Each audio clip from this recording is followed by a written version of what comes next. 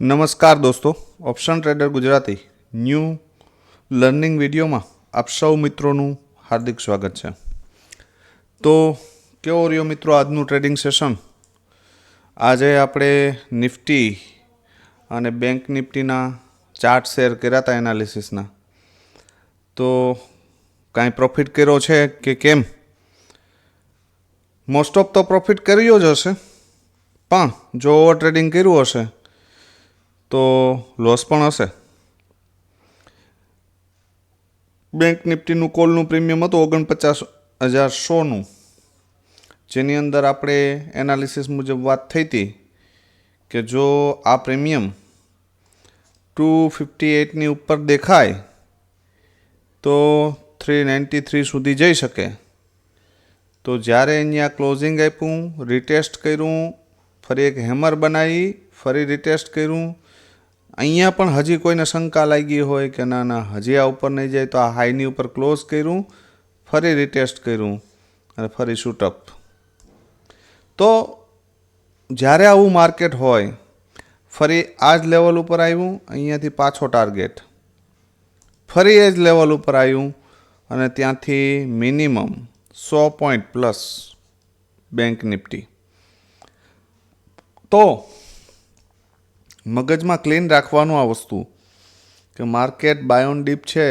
એકવાર બોટમેથી સપોર્ટ લીધો તો નેક્સ્ટ ટાઈમ એટેમ્પ અહીંયા આવી હેમર બને તો ક્લીન માનવાનું કે ભાઈ અહીંયાથી કંઈક બની શકે.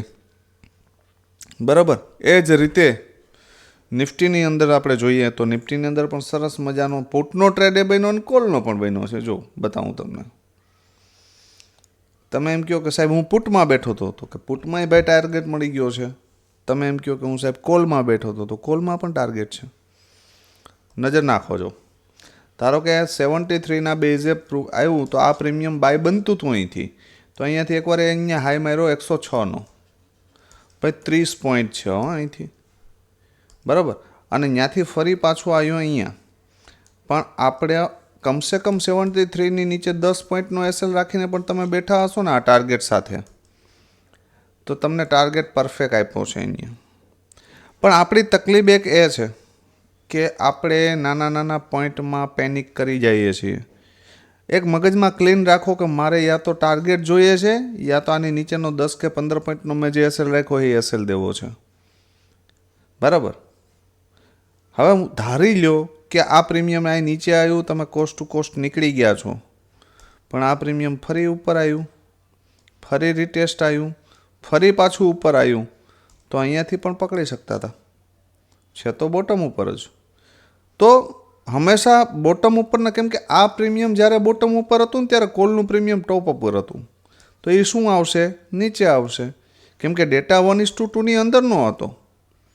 તો આવી કન્ડિશનની અંદર મોસ્ટ ઓફ તમારે આ વસ્તુ તમારા માઇન્ડસેટને કેળવવો પડશે કે બોટમ ઉપર માર્કેટ મળે છે તો એમાં પ્રાયોરિટી વધારે આપો. 10 વખત બોટમ ઉપર મળશે ને તો 2 વખત એસએલ લઈ જાય, પણ 8 વખત પરફેક્ટ ટાર્ગેટ દેશે, યાદ રાખજો. એટલે હંમેશા બોટમ ઉપરથી જો પોઝિટિવ કેન્ડલ દેખાય ને ભાઈ, આ ઇનસાઇડ કેન્ડલ બનાવી, આ એનો હાઈ બ્રેક કર્યો, તો અહીંયાથી પણ સારા એવા પોઈન્ટ છે. બરાબર. તો આ વસ્તુ સમજવા જેવી છે. હવે ધારો કે કોઈને એવું થયું હતું કે ભાઈ અમે કોલમાં માર્કેટમાં નિફ્ટીની અંદર અમે કોલમાં બેસી ગયા હતા, તો કોલની અંદર પણ સારા ટાર્ગેટ છે. કોલની અંદર પણ સારા ટાર્ગેટ છે. 133 થી 194 અને આ હાઈ સુધી જો કોઈ બેસી શક્યા હોય ને તો 240. આપણું નેક્સ્ટ લેવલ હતું 264. બરાબર. તો અહીંયાથી પણ 100 પોઈન્ટ છે નિફ્ટીના, 2500 રૂપિયા એક જ લોટમાં. મિત્રો, આ પ્રોફિટ તમને નજીવો લાગતો હશે, પણ તમે અહીંયા સુધી, તમે અહીંથી એન્ટ્રી લીધી હોય ને તો તમે અહીંયા સુધી તો માન બેસો છો. ત્યાં તો એવું મગજમાં થાય છે કે ના આને એક્ઝિટ જ કરી દેવાનો છે, આ તો વધારે રૂપિયા આપે છે. ક્યારેક આ લાવો, પણ ફર્સ્ટ ટાર્ગેટ તો કમસે કમ લ્યો એમ. ફરી માર્કેટ અહીંયા આવ્યું, અહીંયાથી ફરી બાઉન્સ. બરાબર. અને અહીંયાથી બાઉન્સ થયું છે તો અહીંયા સપોર્ટ ક્રિએટ કરીને બાઉન્સ થયું છે, એમને થયું નથી. આવતીકાલે આ ટાર્ગેટ મળી જાય ને સવારમાં મોર્નિંગમાં તો આશ્ચર્ય ન કરવું, કેમ કે આ ટાર્ગેટ હજુ બાકી છે. બરાબર. તો આ તો વાત થઈ આજે માર્કેટ ચાલી એની. હવે આવતીકાલ માટે આપણે નિફ્ટી ઇન્ડેક્સનું એનાલિસિસ કરશું, સાથે નિફ્ટીના 2 પ્રીમિયમ, કેમ કે નિફ્ટીની એક્સપાયરી છે અને સાથે સાથે મિડકેપની પણ એક્સપાયરી છે, તો મિડકેપના 2 પ્રીમિયમનું એનાલિસિસ કરી નાખશું. જો તમારે બેંક નિફ્ટીની પણ એક્સપાયરી છે, ફિન નિફ્ટીની પણ એક્સપાયરી છે, જો આ બંનેના પ્રીમિયમના એનાલિસિસના ચાર્ટ જોતા હોય તો કોમેન્ટમાં જણાવજો. તો 10, 10:30, 11 વાગ્યા સુધીમાં એનું એનાલિસિસ કરી અને 4 ચાર્ટ હું નાખી દઈશ. પણ ઓછામાં ઓછા 10થી 15 કોમેન્ટ હોવી જોઈએ કે હા સર અમારે જોઈએ છે. બેંક નિફ્ટીનો જોતો હોય તો બેંક નિફ્ટી અને ફિન નિફ્ટીનો જોતો હોય તો ફિન નિફ્ટી, જેનો પણ જોતો હોય ચાર્ટ પ્રીમિયમનો તો ટેલિગ્રામ ઉપર સેન્ડ કરી દઈશ. પણ એના માટે 10થી 15 કોમેન્ટ એવી હોવી જોઈએ કે હા અમારે એ પ્રીમિયમના એનાલિસિસ પણ જોઈએ છે. બરાબર, તો સ્ટાર્ટ કરીએ. સૌ પ્રથમ આપણે નિફ્ટી ઇન્ડેક્સથી. બરાબર, હવે જો ભાઈ નિફ્ટી મેં તમને આગળ થોડી વાર પહેલાં જે કીધું છે એમ કે આ ટાર્ગેટ અધૂરો છે. બરાબર, 23,302. જો માર્કેટ આ એરિયામાં ક્યાંક ઓપન થઈ ગયું ને તો ડાયરેક્ટ ટાર્ગેટ આપી પણ દે એવું પણ બને, તો વન વેમાં પણ નીકળી જાય. તો અથવા તો ગેપ અપ ઓપન થઈ ગયું ને તો આપણા માટે કોલનો ટ્રેડ ફેલ થઈ જશે. ધારો કે થોડું ઘણું ગેપ અપ ઓપન થઈ ગયું, અહીંથી આ સ્પાઇક મારીને આ રજિસ્ટન્સે જતું રહ્યું તો બધા ટાર્ગેટ કોલના પૂરા થઈ જશે. તો આપણે ફોકસ કરશું પુટ ઉપર, કેમ કે આ પ્રીમિયમ ઉપર જશે કોલનું તો પુટના પ્રીમિયમ બોટમે આવશે. બરાબર, એ હું સમજાવું તમને પ્રીમિયમના ચાર્ટની અંદર. પણ ખાસ ધ્યાન આ રાખજો કે 23,176ની નીચે ક્યાંક ઓપન થાય અને પછી આને બ્રેક કરે ને તો આ ટાર્ગેટ મળશે 23,302 અને સેકન્ડ 23,394. બરાબર, આપણો all time hit level. Ready, down side માટે 23,074ની નીચે ગયું એટલે 22,965 અને 22,862. આ 2 લેવલ જોવા મળી શકે, યાદ રાખજો. આ બેની વચ્ચે અનડિસિપ્લિન રહેશે માર્કેટ, યાદ રાખજો. બરાબર, હવે ચર્ચા કરીએ નિફ્ટીના 2 ઇન્ડેક્સની કે ભાઈ નિફ્ટીના ઇન્ડેક્સમાં કેવી રીતે મૂવમેન્ટ મળી શકે. હવે યાદ રાખવું, પુટનું જે આ પ્રીમિયમ છે, પુટનું પ્રીમિયમ છે 23,100નો પીઈ. કોનો? નિફ્ટીનો. રેડી, હવે આ પ્રીમિયમમાં ડાયરેક્ટ મૂવમેન્ટ જોતી હોય તો 154ની ઉપર ક્લોઝ કરવી પડે સ્ટ્રોંગ કેન્ડલ. તો સરસ મજાનો ટાર્ગેટ છે. ક્લોઝ કરી અને બીજી કેન્ડલ ઉપર નીકળવાનો પ્રયત્ન કરે તો 241 સુધી ફર્સ્ટ ટાર્ગેટ છે અને એનાથી ઉપર જાય તો 282, એનાથી ઉપર જાય તો 323, એટલે કે 323. આ પહેલી કન્ડિશન. હવે ધારો કે માર્કેટ થોડુંક ફ્લેટ ઓપન થઈ ગયું અને જો પ્રીમિયમ અહીંયા મળી જાય ને ભાઈ 81 અને અહીંયા સપોર્ટ લેતું દેખાય ને તો આ 2 ટાર્ગેટ પાક્કા હે, યાદ રાખજો. 3x ફંડ થવાની ગેરંટી છે આમાં. પણ કેવી કન્ડિશનમાં? ફ્લેટ ઓપન થાય અને આ પ્રીમિયમ 81 ઉપરથી બાઉન્સ થાય અથવા તો 52 આવે અને ત્યાંથી બાઉન્સ થાય. આ એનો બેઝ છે મિત્રો, યાદ રાખજો. જો અહીંથી બાઉન્સ થયું ને તો આ ટાર્ગેટ પકડાવી દેશે 3x 52 વાળું પ્રીમિયમ 154. બરાબર, નજર રાખજો આ 2 લેવલ ઉપર. અહીંયાથી બાઉન્સ બેક કરે ને તો આ ટાર્ગેટ અને આ ટાર્ગેટ, અને અહીંયાથી બાઉન્સ બેક કરે ને તો આ બંને ટાર્ગેટ. બરાબર, 52 છે એ શું છે? બેઝ. ત્યાંથી બાઉન્સ બેક કરશે તો 81 અને 154 તો કન્ફર્મ, યાદ રાખજો. જે પ્રમાણે જો માર્કેટમાં મૂવમેન્ટ હશે તો. બરાબર, સાઇડવેઝ હશે તો નીકળશે જ નહીં, આ તોડી નાખશે. બરાબર, તો આ તો વાત થઈ પુટની. હવે ચર્ચા કરી લઈએ આપણે કોલની. મસાણી ભાષામાં કહે તો કોલની.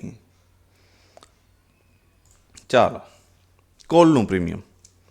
હવે જો ભાઈ આ પ્રીમિયમમાં ટાર્ગેટ તો હજુ અધૂરો જ છે.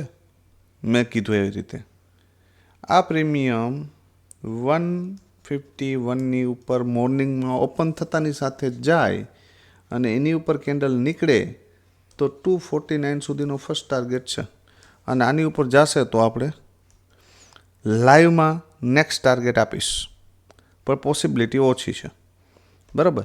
પણ આ પ્રીમિયમ અહીંયા આવે ક્યાં? 51 અથવા તો 37 to 51ની વચ્ચે. અને જો આમાં ક્યાંકથી પોઝિટિવિટી આવે ને આમાં ભાઈ, તો મારા વાલા આમાં પણ 3x છે, અહીંયા સુધીના ટાર્ગેટ આપશે.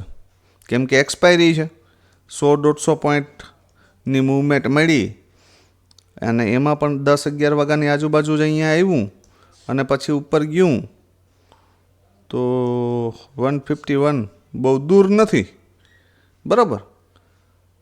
એટલે આમાં પણ આ જ લેવલો ઉપર ધ્યાન રાખજો, 37 અને 51, બરાબર. મેક ઓર બ્રેક લેવલ છે, આની નીચે બચાવી લેજો, બરાબર. 37ની નીચે આ પ્રીમિયમ 0.5 થઈ શકે, બરાબર. તો આ તો વાત થઈ નિફ્ટીની. હવે આપણે મિડ કેપને પણ જોઈ લઈએ, કેમ કે મહિનામાં 2 જ વખત આવે છે, એક જ વખત એક્સપાયરી આવે છે, તો એના પ્રીમિયમ પણ સારા એવા છે. જોઈ લઈએ એને પણ શું થાય છે. એમાં મળશે બોટમ ઉપર તો લેશું, પણ ઓવર ટ્રેડિંગ તો નહીં કરીએ, કસમ ખાઈ લ્યો અને બલિદાન દેશું. આ 2 કસમ ખાઈ લ્યો, ટ્રેડિંગ સ્ટાઇલ સુધરી જશે તમારી. હવે જો ભાઈ, આ પ્રીમિયમને અંદર સ્ટ્રોંગ બાઇંગ માટે 98ની ઉપર એક 5 મિનિટની કેન્ડલનું ક્લોઝિંગ આવવું પડે, તો 186 સુધીનો ટાર્ગેટ છે આમાં. અને એનાથી ઉપર જાય તો ભાઈ 308, 308 અહીંયા સુધીનો, બરાબર. હવે ધારો કે આ પ્રીમિયમ આ એરિયામાં જ ક્યાંક મળી ગયું 56ની આજુબાજુ, અને અહીંયા રિસ્પેક્ટ લેતું દેખાય, તો 98ની ઉપર નીકળે ને, તો જ્યાંથી બાય કર્યો હોય ને એ જગ્યા ઉપર કોસ્ટ ટુ કોસ્ટ એસએલ રાખીને 186 સુધી બલિદાન દઈ દેજો. ક્યાં સુધી? 186 સુધી. અને એમાં પણ જો આ પ્રીમિયમ થોડુંક ગેપ ડાઉન ઓપન થાય ને માર્કેટ, અને આ પ્રીમિયમ અહીંયા ક્યાંક મળે, સોરી ગેપ અપ ઓપન થાય,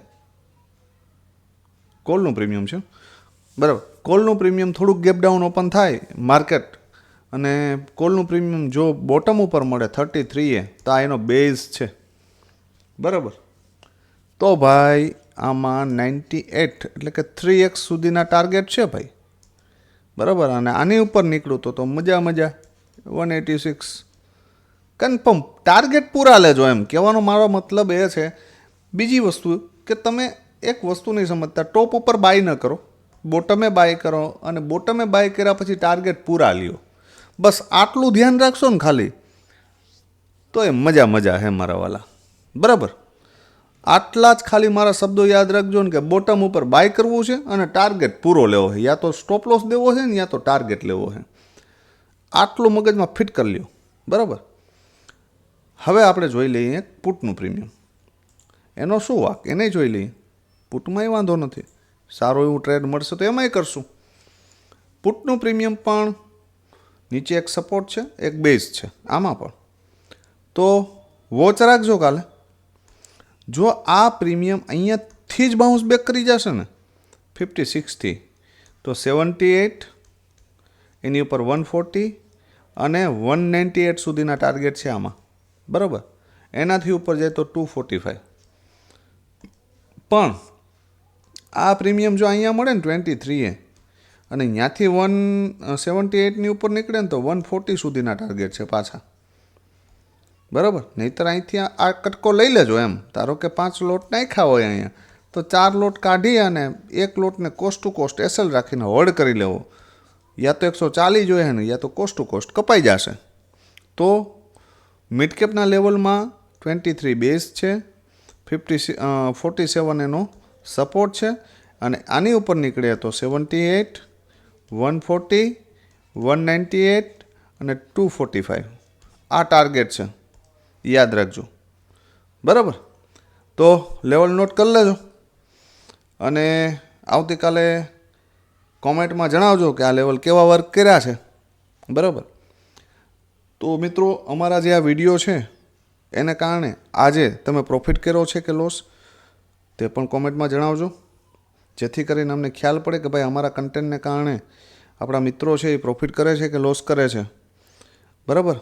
અને લોસ કર્યો હોય તો શું કામ કર્યો છે એનું રીઝન પણ જણાવજો, કે ઓવર ટ્રેડિંગ કર્યું છે, લેવલ ઉપર કામ નથી કર્યું, રાઇટ એન્ટ્રી નથી કે રાઇટ એક્ઝિટ નથી. બરાબર. તો જેટલી આપની કોમેન્ટ હશે તો એનો રિપ્લાય દેવાનો પ્રયત્ન પૂરેપૂરો કરીશું. બરાબર. કોઈ પણ પ્રશ્ન હોય મૂંઝવતો તમને તો પણ આપીશ રિપ્લાય એમાં. અને વધુમાં વધુ લોકો સુધી આ વિડીયો શેર કરો. આપના કમસે કમ નજીકના 5 મિત્રો સુધી તો આ વિડીયો શેર કરો જ. જો તમને એવું લાગતું હોય કે ભાઈ આની અંદર કંઈક વેલ્યુએબલ કન્ટેન્ટ આવે છે અને કંઈક આપણે ફાયદો થાય છે, તો આપણા મિત્રો સુધી ચોક્કસથી શેર કરજો, જેથી કરીને અમારો ઉત્સાહ પણ જળવાઈ રહે. બરાબર. અને વિડીયોને સારો લાગે તો લાઈક કરી દેજો. ચેનલને સબસ્ક્રાઈબ ન કરી હોય તો ચેનલને સબસ્ક્રાઈબ કરી લેજો. અને વધુમાં વધુ મિત્રો સુધી શેર કરી અને કોમેન્ટ કરી દેજો. બરાબર. આવતીકાલે ફરી મળીશું નવા વિડીયોમાં. ત્યાં સુધી જય માતાજી, હર હર મહાદેવ.